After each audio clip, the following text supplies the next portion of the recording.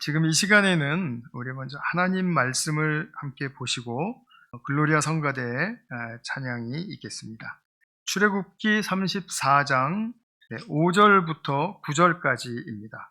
출애굽기 34장 5절부터 9절까지 봉독하겠습니다. 그때 주님께서 구름에 쌓여 내려오셔서 그와 함께 거기에 서서 거룩한 이름 주를 선포하셨다. 주님께서 모세의 앞으로 지나가시면서 선포하셨다. 주는 자비롭고 은혜로우며 노하기를 더디하고 한결같은 사랑과 진실이 풍성한 하나님이다.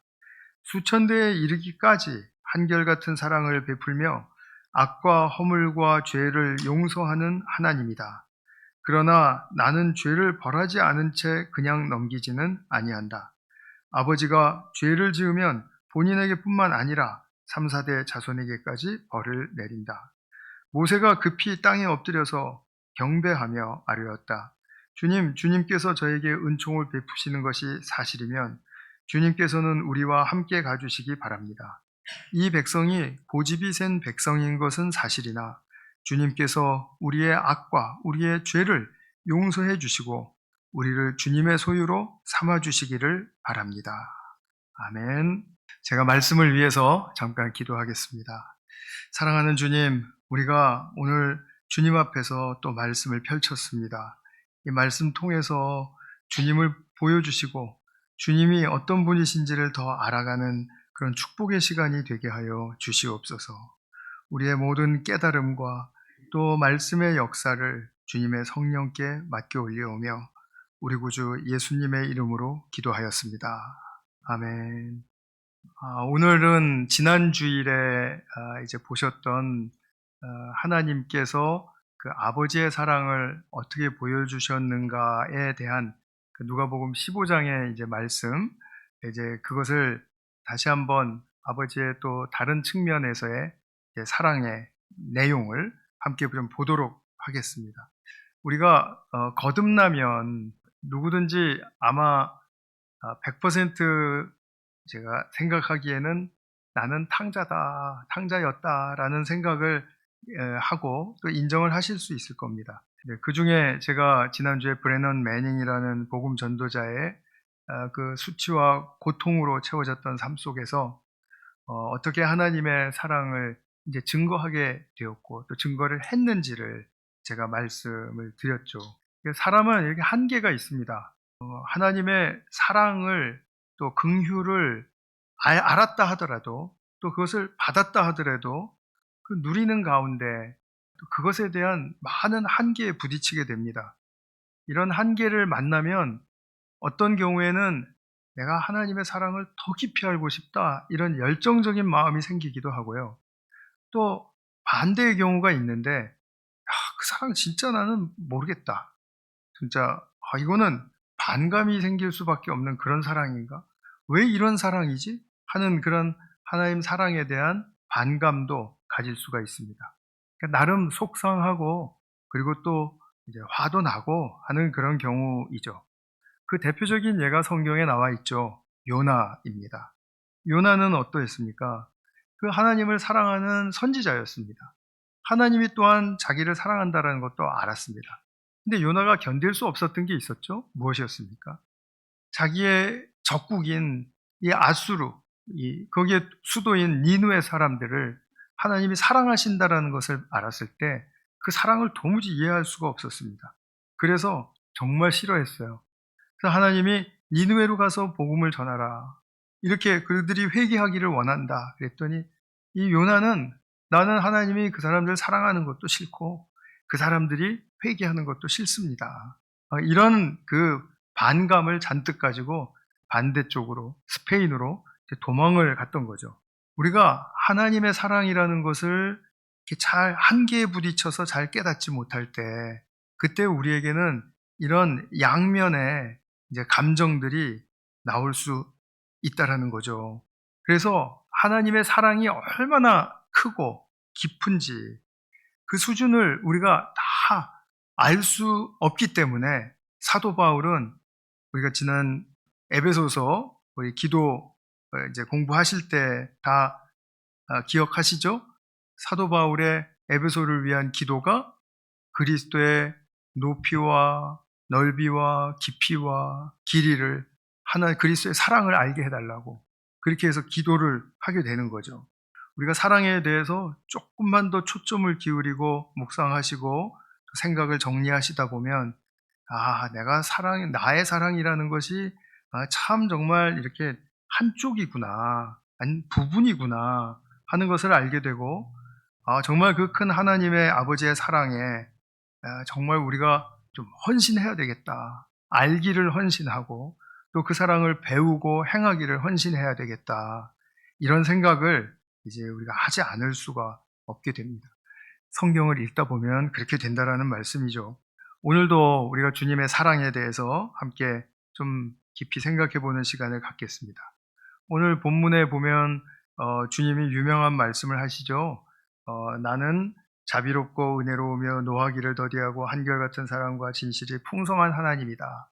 이 말씀만 들어도 어떤 때는 우리가 감동이 되는데 이 말씀을 하시게 된 배경을 우리가 먼저 살피면 그러면 이 말씀이 어떻게 해서 어떤 하나님의 성품과 그런 환경과 조건 속에서 나온 말씀인지 우리가 그것을 더 깊이 알아갈 때 우리에게 주는 이 말씀의 감동이 배가 되리라고 믿습니다. 출애굽기는 1장부터가 이제 야곱의 아들들이 이집트로 이제 이주를 가서 낳은 자손들이 수백 년 동안 이제 자녀를 낳고 이렇게 후손의 후손을 거치면서 수백만 명이 된 그런 번성한 이스라엘 민족으로 커졌을 때 그때 이제 모세를 보내셔서 그들을 이집트에서 끄집어내는 이야기로부터 시작을 하죠. 그들이 출애굽한 후에 이제 홍해를 건너는 경이로운 체험을 하고 나서 시내산 부근에 이르렀습니다. 그 한 3개월 거쳐서 시내산 부근에 이르렀는데 그때 이르러서 이제 다 텐트를 치고 그리고 다 이제 군집이 되었을 때 하나님은 모세를 부르셨어요. 그러면서 백성들에게 이렇게 전해달라 하십니다. 무슨 말씀이냐 하면 나의 말을 잘 듣고 지키면 너희는 거룩한 나라요 또 제사장 나라가 될 것이다. 그렇게 되기로 우리 언약을 맺자라는 그런 취지에서 말씀을 전하셨더니 이 이스라엘 백성들이 물론이죠. 예 하고 그리고 답변을 했습니다.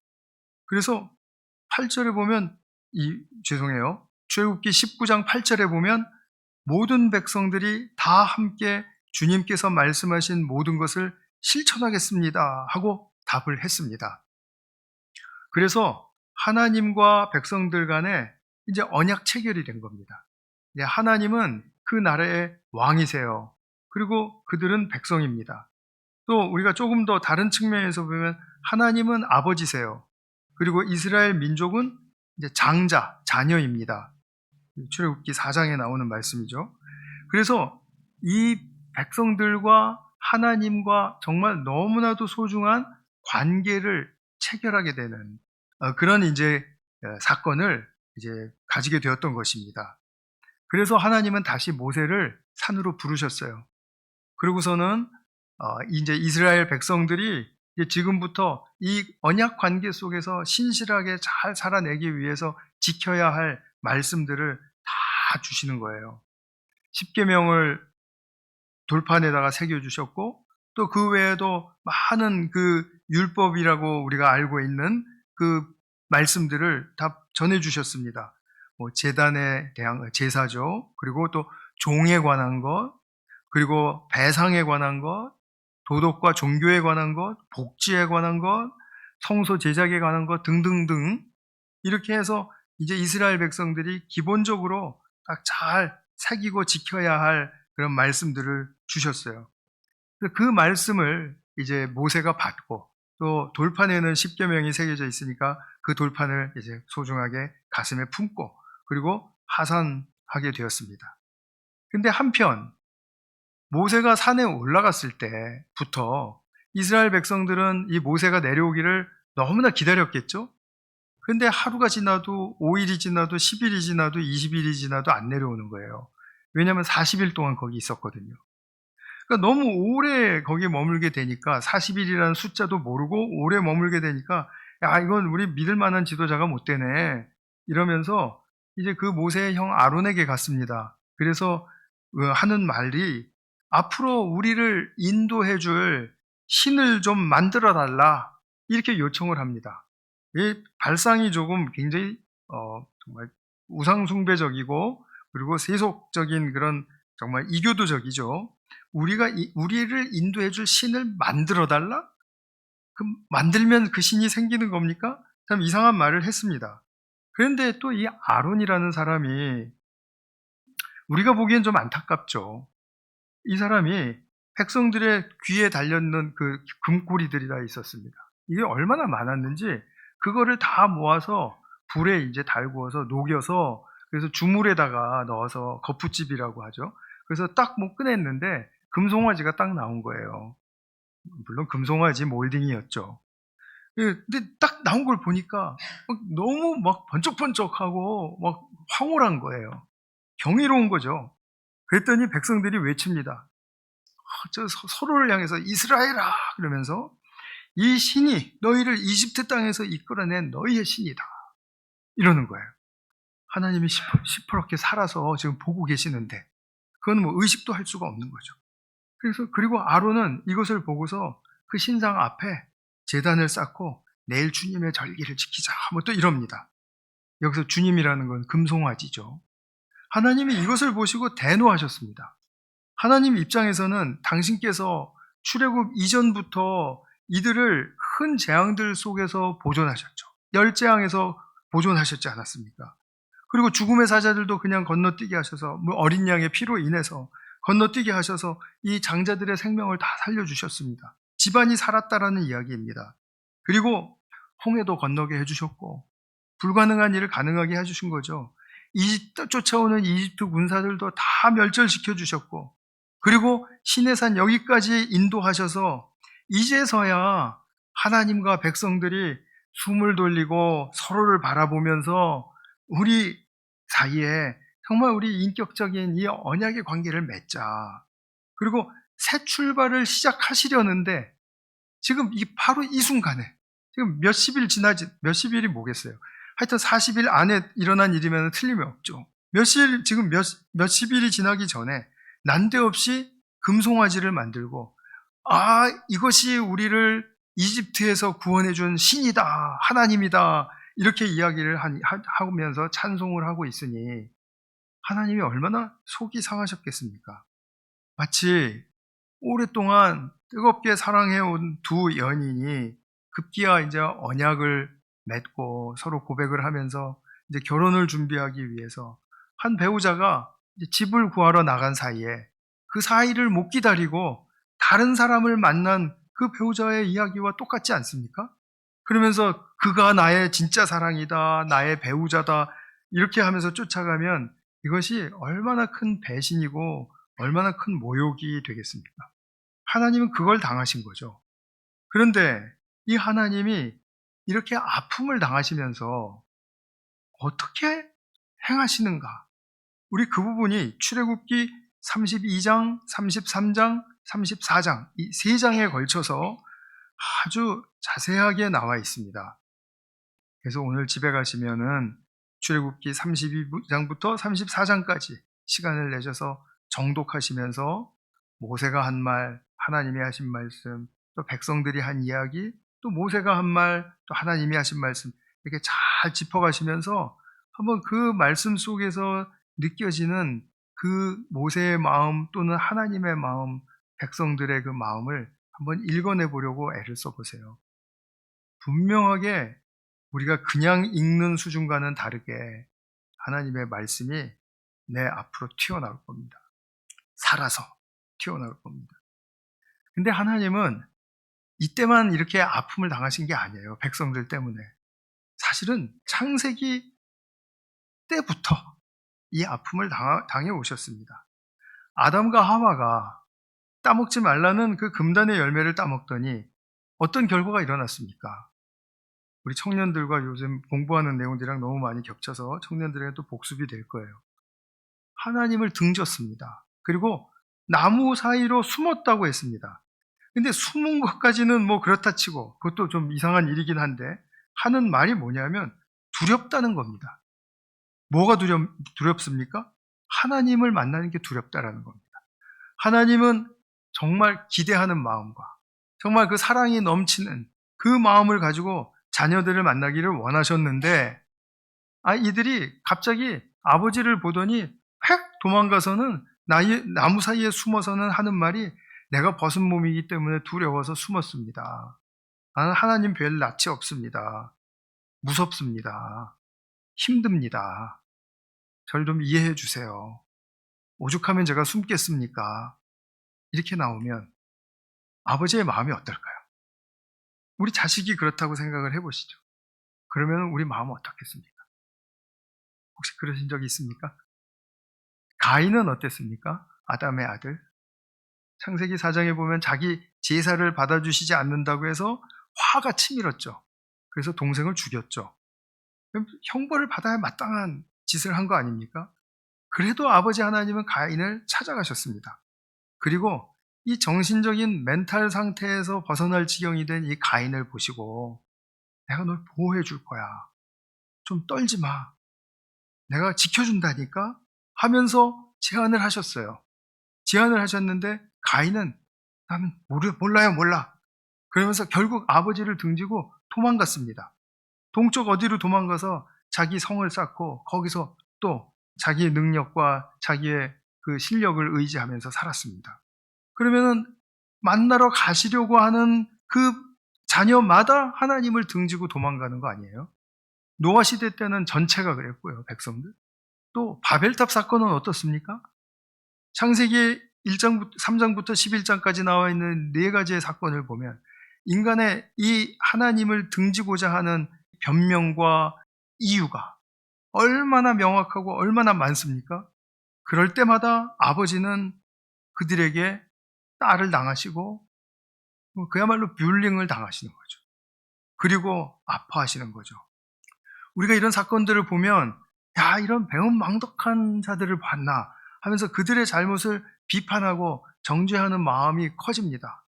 나는 마치 안 그랬던 것처럼 그럴 수도 있고 나도 그들과 또 비슷하네 뭐 그러면서도 그럴 수 있는데 거기에만 초점을 기울이면 어쨌든 간에 우리는 비판과 정죄의 굴레 속에서 나올 수가 없죠. 우리가 또 하나의 놓치지 않아야 할 더 중요한 것은 무엇입니까? 그 일 속에서 당하신 하나님 아버지는 어떤 마음이실까? 그것이죠. 이런 일을 당하면 정말 자식이 살아있어도 자식을 잃은 것 같은 느낌이 들지 않겠습니까? 이 자식이 돌아올까? 영원히 잃은 것 같은 느낌이 들 거예요. 그런데 지난주에도 보셨듯이 아버지는 그를 끝까지 바라보고 시선을 놓지 않으시고 그리고 돌아오기를 원하십니다.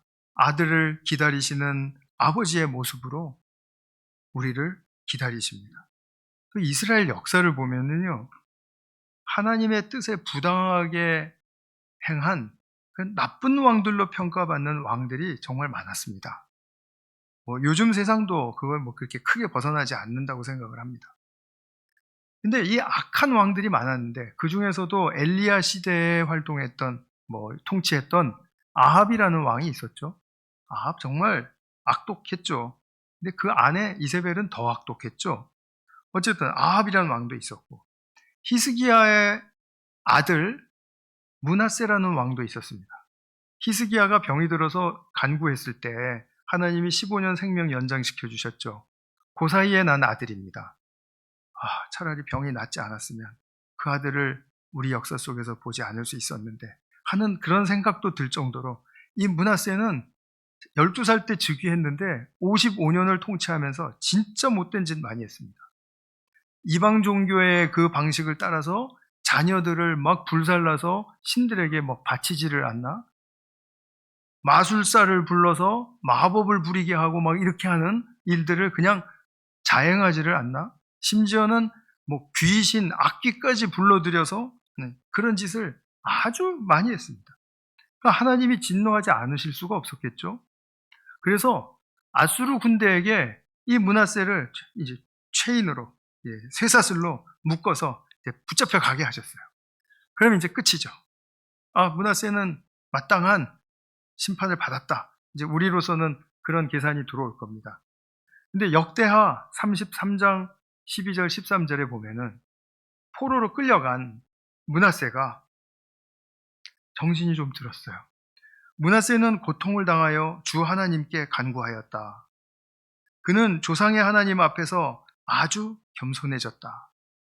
정말 겸손해진 것도 보기 싫죠. 그런데 겸손해졌다. 그가 주님께 기도하니 여기에 또 반전이 있죠.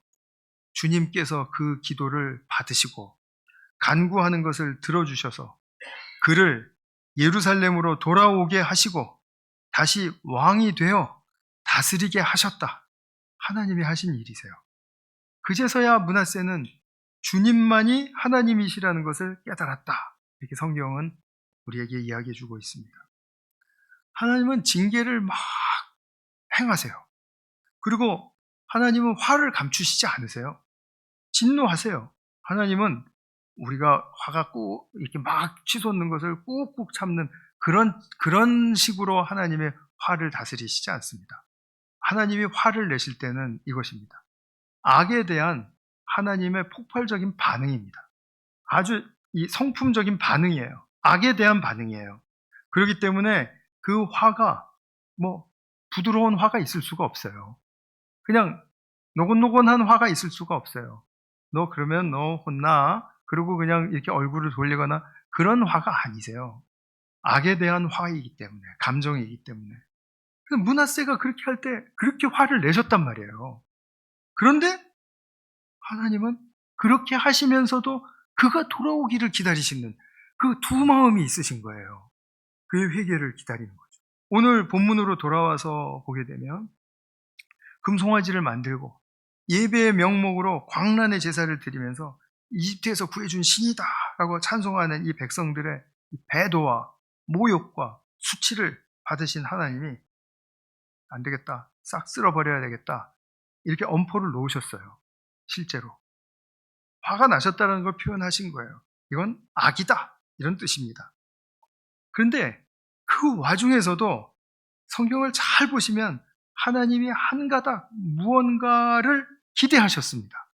무엇을 기대하셨을까요? 이건 진짜 어려운 질문입니다. 제가 해놓고서도 어려운 질문인데 무엇을 기대하셨을까요? 자, 그러면 좀 좁혀서 누구를 기대하셨을까요? 네, 맞습니다. 역시 우리 교회는 이 수준까지 갔습니다.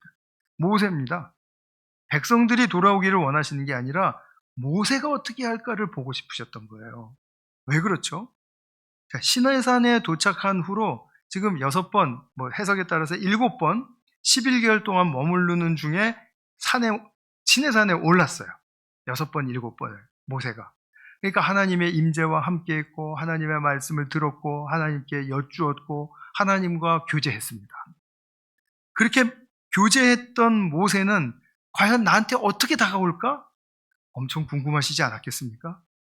백성들은 저렇게 한다고 치고 나랑 친밀하게 교제를 가졌던, 나와 특별한 관계를 가지고 이렇게 특별한 일을 함께 그 교제 속에서 행했던 모세는 내게 어떤 마음으로 다가올까? 내게 무엇을 물어볼까? 굉장히 궁금하셨을 것 같아요. 그런데 모세가 이제 아시는 대로 하산할 때 백성들이 그렇게 광란의 예배를 드리는 걸 보고 돌판을 화가 나서 던졌지 않습니까? 애꿎은 돌판에 지금 화가 잘못 빗나갔습니다. 돌판이 깨져버렸습니다. 그런데 그 깨진 거는 그렇다 치고 모세는 형 아론을 불러서 또 백성들에게 엄청나게 꾸짖죠. 그리고 모세가 행하는 일이 있었습니다. 3,000명을 죽이는 대형 심판을 행했습니다. 3,000명.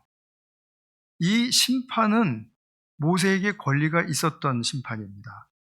왜냐하면 지금 모세는 이스라엘 백성들의 지도자로서 하나님을 대리해서 그들을 다 이렇게 판단해주는 그 자리에 있었거든요. 그러니까 이 백성들이 무언가를 잘못했을 때 모세만큼은 하나님의 심판의 권리를 대행할 수 있었어요. 그래서 이렇게 3,000명을 죽이는 대형 심판을 거행하게 된 거죠. 이 심판의 의미가 있습니다. 이것이 아니면은 지금 큰일 날 뻔한 것입니다, 사실은. 왜 그러냐 하면, 자, 이스라엘 백성들이 지금 얼마 전에 하나님과 지금 이 언약을 체결했죠? 적어도 한 40일에서 50일 사이가 될 수 있습니다. 그러면 이 건국 아주 초기이죠. 건국 초기입니다.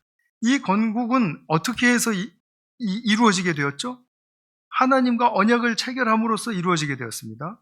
그럼 그 나라는 어떤 나라입니까? 하나님이 왕이신 신정국가입니다.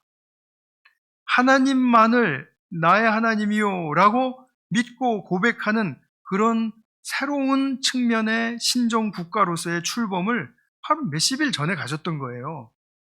그런데 지금 상태가 어떠하죠? 지금 금송아지를 중앙에 두고서는 지금 이렇게 우상숭배를 하고 있는, 그것도 광란의 우상숭배를 하고 있는 그런 지경이 되었단 말이죠. 이것을 지금 허용하면 어떻게 됩니까? 신정국가로서의 의미는 수포로 돌아가는 거죠. 금송아지 우상국가로 지금 바뀌는 거 아닙니까? 사실 이스라엘 역사 속에 이 금송아지는 없어지지 않았습니다. 정말 안타깝게도 우리가 이해가 안 가는 정도로 이 금송아지는 사람들의 이 우상숭배 거기에 잔상에 남아 있었고, 실제로 그 금송아지를 또 섬기고 하는 그런 일들도 많이 있었습니다. 얼마나 무서운 일을 지금 이 백성들이 한 건지 아시겠죠? 근데 지금 이거를 그냥 놔둔다고요?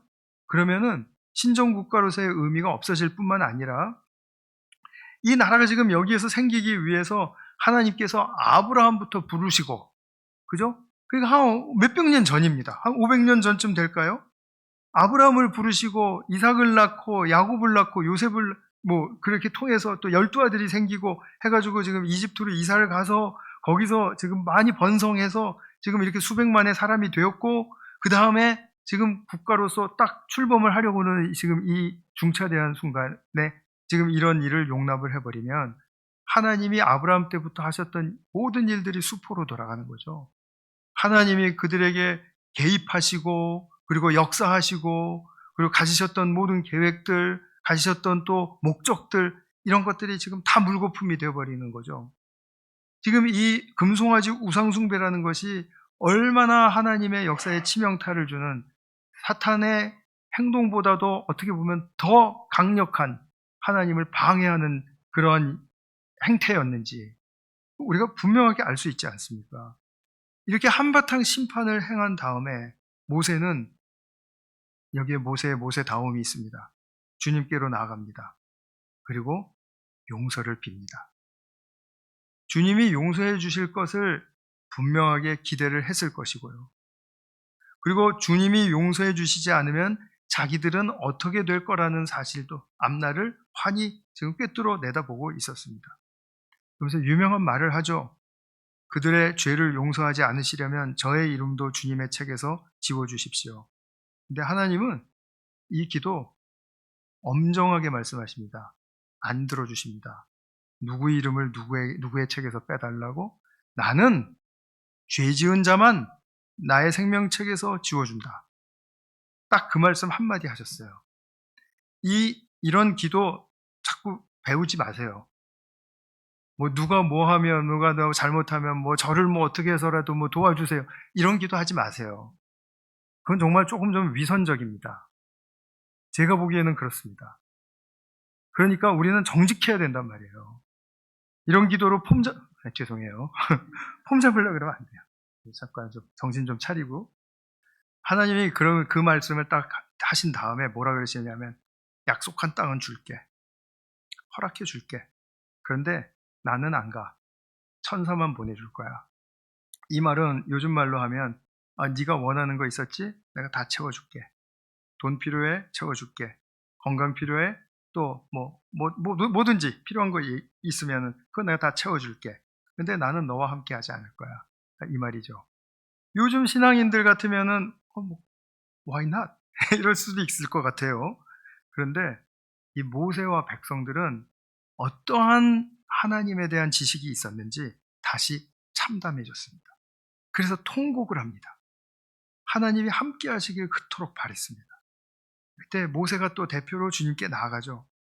주님 분명히 큰 은혜를 베푸신다고 말씀하셨는데 이 백성을 주님의 백성으로 선택하시지 않았습니까?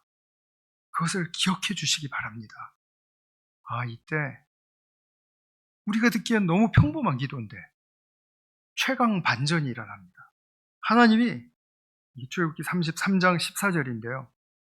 기다리셨다라는 듯이 그전에는 그렇게 엄정하고 단호하셨던 것이 내가 아니었다라는 듯이 이렇게 말씀을 하세요. 내가 친히 너와 함께 가겠다. 그리하여 네가 안전하게 해주겠다. 너를 지켜주고 보호해주겠다. 이때로부터는 하나님의 태도가 이상할 정도로 모세가 무슨 말을 하기만 하면 금방금방 들어주십니다. 그래서 저는 이 성경을 읽으면서 오랫동안 좀 민망했습니다. 하나님이 나 함께 가겠다. 내가 너를 안전하게 해주겠다. 이렇게 좀 마음을 바꾸셔서 말씀하셨으면 주님 감사합니다. 그렇게 해주실 줄로 믿습니다. 그리고 이제 좀 그만 말하면 좋을 텐데 모세는 계속 더 얘기해요. 주님께서 함께 가시지 않으면 주님께서 저나 우리 백성들을 좋아하신다라는 것을 이 세상 사람들이 어떻게 알겠습니까? 좀 전에 같이 가신다라고 얘기를 했는데 또 이렇게 또 따지듯이 물어봐요. 그러니까 또 주님께서는 내가 너를 잘 알아. 너에게 은총을 베풀어서 요청한 모든 것을 들어줄게. 이렇게 말씀을 하세요. 이런 모든 배경 속에서 오늘 본문의 6절의 말씀이 선포된 것입니다. 나 주는 자비롭고 은혜로우며 노하기를 더디하고 한결같은 사랑과 진실이 풍성한 하나님이다. 나를 알겠니? 하시는 말씀이죠. 네가 깨트린 돌판 그거 따로 보관하든지 하고 새 돌판을 가져와라. 내가 다시 적어줄게. 하나님의 이 은혜가 자비가 어떤 자비입니까? 이 반전 시점을 잘 붙들고 한번 생각을 해보십시오. 이 하나님 어떻게 보이십니까? 너무 어처구니 없이 왜 이렇게 민망할 정도로 이렇게 마음을 풀어놓으시고 대책이 없으신 하나님처럼 잘 돌봐줄게. 요청한 거 다 들어줄게. 내가 함께 해줄게. 라고 이렇게 말씀하시는지 바보 같은 사랑 아닙니까? 심리학자 융이 정말 인간에 대한 많은 통찰을 주고 우리에 많이 가르쳐 줬잖아요. 이런 말을 했더라고요. 인간이 성숙의 여정이 있습니다. 단계를 우리가 지나가죠. 성장의 여정에서 마지막으로 도달하는 골인 지점이 바보의 성품이다. 이렇게 말했습니다. 정말 모자라서 바보가 아니죠. 사실 그 얘기하고자 하는 게 아니지 않습니까? 우리가 성숙의 끝에 가면 굉장히 똑똑한 사람이 되어 있고 그리고 굉장히 빛나는 사람이 되어 있을 것 같은 그런 착각을 하기가 매우 쉽습니다. 세상의 영향이죠. 그런데 이렇게 바보 같은 사랑을 그냥 해프게 여겨질 정도로 하시는 이 하나님의 사랑, 이 사랑이 과연 어떠한 사랑이겠습니까? 우리 모두는 예수님이 다시 오시면 그리스도의 심판대 앞에 분명하게 서게 될 것입니다. 저는 그때 우리의 죄가 얼마나 크고 놀라웠는지 알게 될 거라고 생각을 해요. 근데 그거는 제가 이 뒤에 말씀드리고자 하는 그런 경이로운 깨달음에 비하면 작은 그런 고백일 거라고 생각합니다. 하나는 뭐냐면 하나님이 이렇게 단호하시고 이렇게 엄중하신 분이셨어? 정말 하나님을 두려워하는 것은 맞다. 근데 나는 정말 그야말로 뭐 하룻강아지 범무서운 줄 모르고 살았네. 하나님이 얼마나 무서우신 분인지를 모르고 살았네. 여기에 대해서 깜짝 놀랄 겁니다. 그와 동시에 우리는 하나님의 사랑이 이런 거였어? 하나님의 사랑이 이렇게 정말 인간적으로 말하면 바보스러울 정도로 이렇게 해프게 느껴지는 이런 사랑이었어? 여러분, 이 하나님의 사랑을 경험하실 수 있기를 바랍니다. 정말 우리를 무릎 꿇게 합니다. 겸손해지게 합니다. 잘난 척 못하게 합니다. 그러니까 하나님의 사랑을 만나면 우리의 인간의 많은 문제들이 다 해결됩니다. 하나씩 하나씩 다루어서 내가 다 풀려고 했던 문제들이 일격에 해결이 됩니다. 성품에 관한 한, 방식에 관한 한, 관계에 관한 한, 나의 안목에 관한 한, 다 무너질 수 있습니다. 하나님의 사랑은 그런 사랑이죠. 근데 그 사랑이 세고 강력하고 뭔가 능력을 막 퍼부어가지고 나를 그 사랑으로 막 강압적으로 그렇게 만드는 그런 것이 아니라 정말 그 하나님의 사랑이 보면 볼수록 경험하면 경험할수록 너무나 어처구니 없이 정말 너무나 바보스러운 거예요. 그 사랑을 만나시고 또 그 사랑이 나의 삶의 목표가 되실 수 있기를 바라고 또 그 사랑이 우리의 삶을 이끌어가는 진짜 참 생명의 힘이 될 수 있기를 축원합니다. 기도하겠습니다. 사랑하는 주님 감사합니다. 주님의 사랑을 다시 한번 고백합니다. 주님 그토록 저희들을 사랑하시는데 저희가 참으로 그 사랑 만나게 해주시기를 간곡하게 부탁드립니다. 우리 사랑하는 성도님들 한 사람 한 사람을 그 사랑으로 만나게 해주시고 채워주시고 그래서 그 사랑이 생명의 힘이 되게 해주시고 또 나의 삶의 목표가 되게 도와주시기를 간절히 소망합니다. 주님, 우리가 사랑 외에는 의지할 것이 없다라는 그런 분명한 우리의 고백을 가지고 주님의 사랑에 헌신할 수 있는 그런 축복받은 주님의 자녀들이 되게 하여 주시옵소서. 우리 구주 예수님의 이름으로 기도하였습니다. 아멘.